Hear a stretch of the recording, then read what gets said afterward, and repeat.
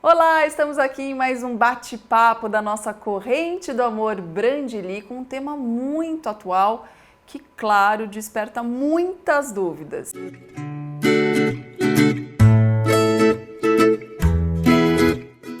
que seria isso? Quais são essas configurações? Eu tenho certeza que muitas dúvidas surgem, por isso a gente tem uma convidada especial para ajudar, a psicóloga Carla Popa. Tudo bem, Carla? Tudo bom. Estou bem feliz com esse convite e espero poder tirar bastante dúvidas e que a nossa conversa seja bem produtiva.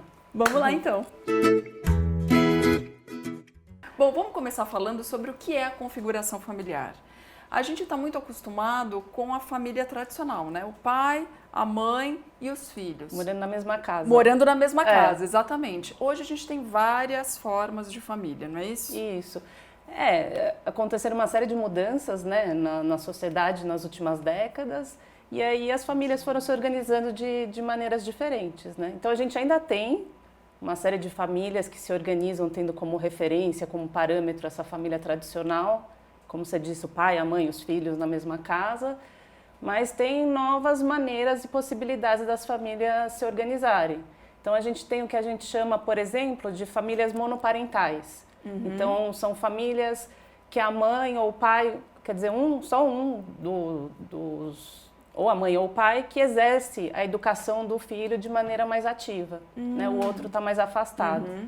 Então, por exemplo, mães solteiras, mães viúvas, né, entrariam nesse tipo de... A gente pode pensar em outra configuração que é cada vez mais comum hoje em dia, que são as famílias reconstruídas também, que aí são os pais que se separam, casam de novo, aí podem ter filhos desse novo casamento e a criança convive com os filhos dessa família de mais outras ampliada. Relações que acabam sendo incorporadas. O que a criança precisa ter como referência do que é uma família? Ela precisa ter vínculos significativos, né? Todo ser humano precisa. A gente não se desenvolve e nem sequer se mantém vivo sem pessoas com quem a gente consegue se vincular, né? Significativo, assim, afeto, amor, né? E aí, tendo essas pessoas, esse círculo que a gente sente que a gente pertence àquele lugar, o desenvolvimento, ele acontece.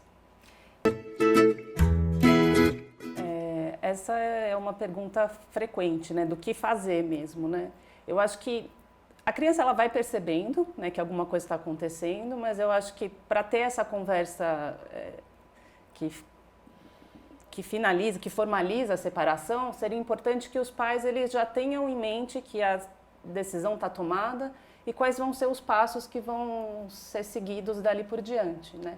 Então, para onde que o pai vai, por exemplo, se ele for sair de casa, com que frequência que a criança vai poder visitar o pai, o que vai ser alterado na rotina dela.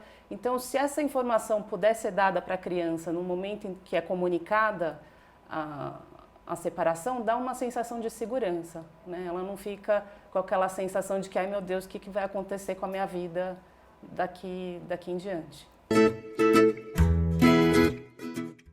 O ambiente familiar antes ele já era tão tumultuado, tinha tantas brigas, que a criança pode até ficar aliviada com a separação.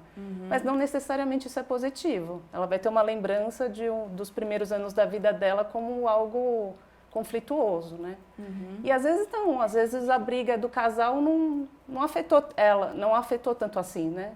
Então ela vai sentir a falta, ela vai sentir a perda, vai ficar muito triste, mas talvez isso seja até mais positivo, porque ela vai ter uma lembrança positiva dos primeiros anos de vida dela, né? O que pode acontecer é da criança não ter recursos assim para ela virar e falar, olha mãe, pai, estou muito triste, né? E pedir ajuda. E aí, se ela ainda não consegue verbalizar a emoção dela, ela vai mostrar de outras maneiras, ou de forma mais sutil. Ela pode ficar mais triste, pode mudar o olhar dela, o semblante, a fisionomia, pode ficar com menos energia, né? Então não tem disposição para acordar cedo e fazer as coisas como tinha antes. Ou pode mudar o comportamento mesmo, que aí na psicologia a gente fala, começa a aparecer um sintoma que é a maneira dela de comunicar o sofrimento, a tristeza, de algo que ela não consegue verbalizar.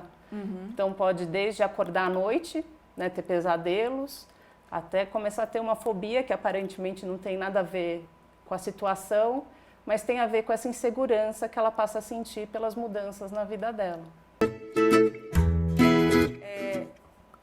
Essa criança, esse filho, pode ficar traumatizado pro resto da vida? Então, mesmo que seja uma situação muito difícil e que a criança realmente sinta o impacto, a gente sempre tem a possibilidade na vida de cuidar desse sofrimento e de, mesmo que a gente pense que seja um trauma, o cérebro ele sempre pode fazer novas sinapses e a coisa pode ser reconfigurada, né?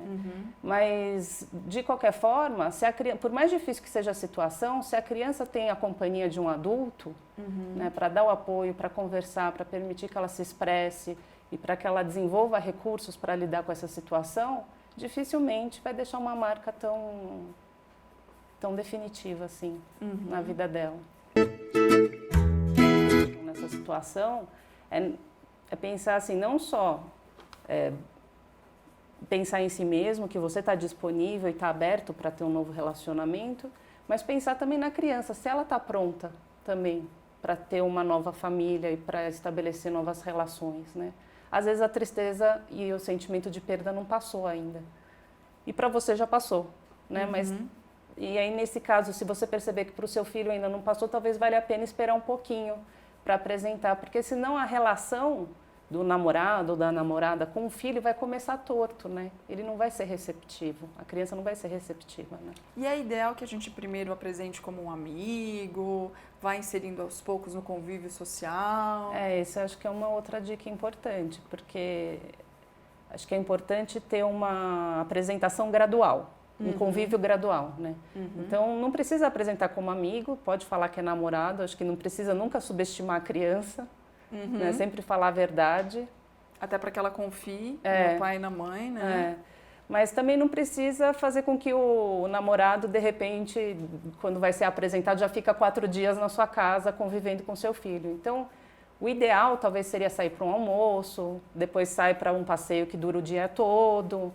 Aí vai tendo esses contatos de forma gradual, de repente vai viajar junto e a coisa segue de forma espontânea. Um convívio gradual, né? Então, conhecer o primeiro o namorado ou a namorada e depois vai conhecer os filhos.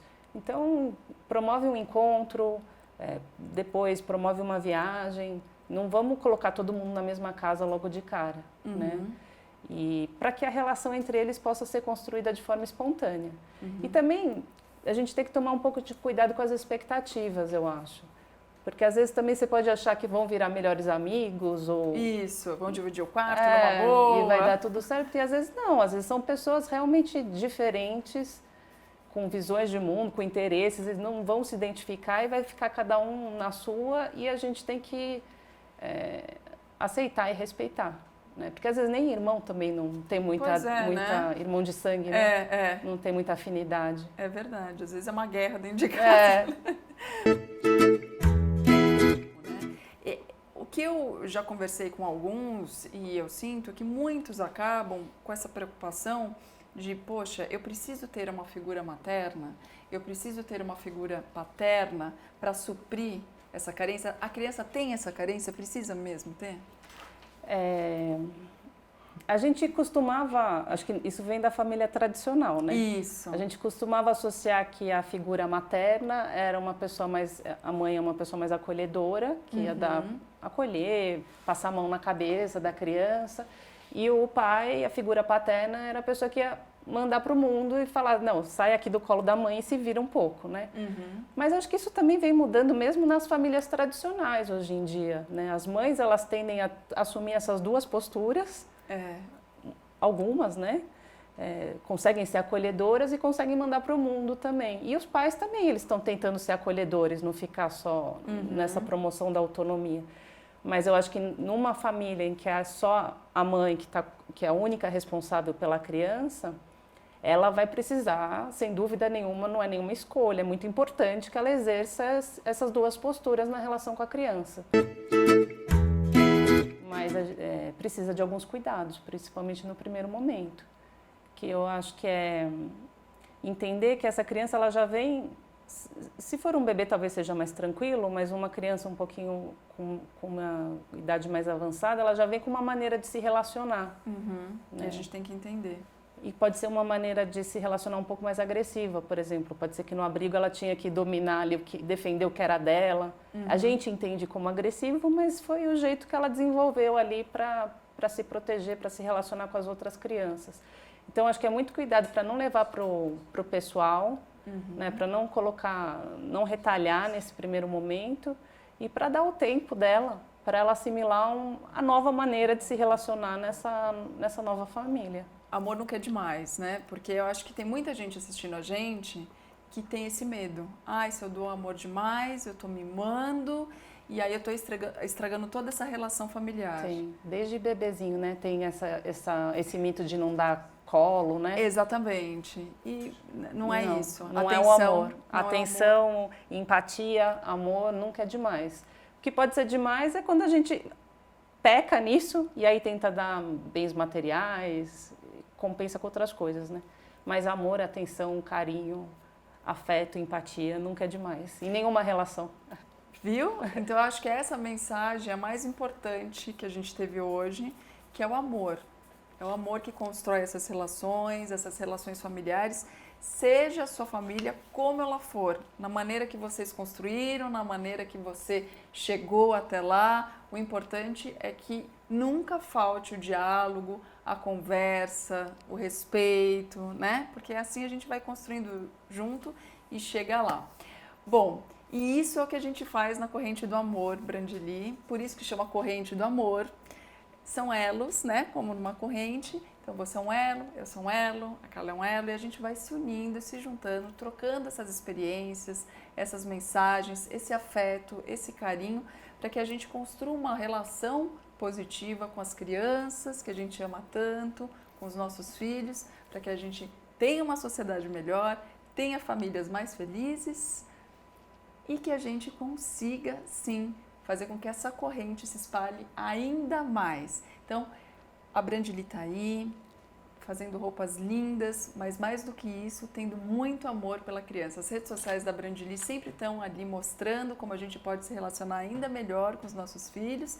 Sigam nas redes sociais para que a gente continue com essa corrente sempre. Em breve veremos muito mais amor nessa nossa corrente, viu? Um beijo, muito obrigada. Obrigada, viu, Carla? Eu que agradeço. Obrigada. Obrigada. Até a próxima, gente.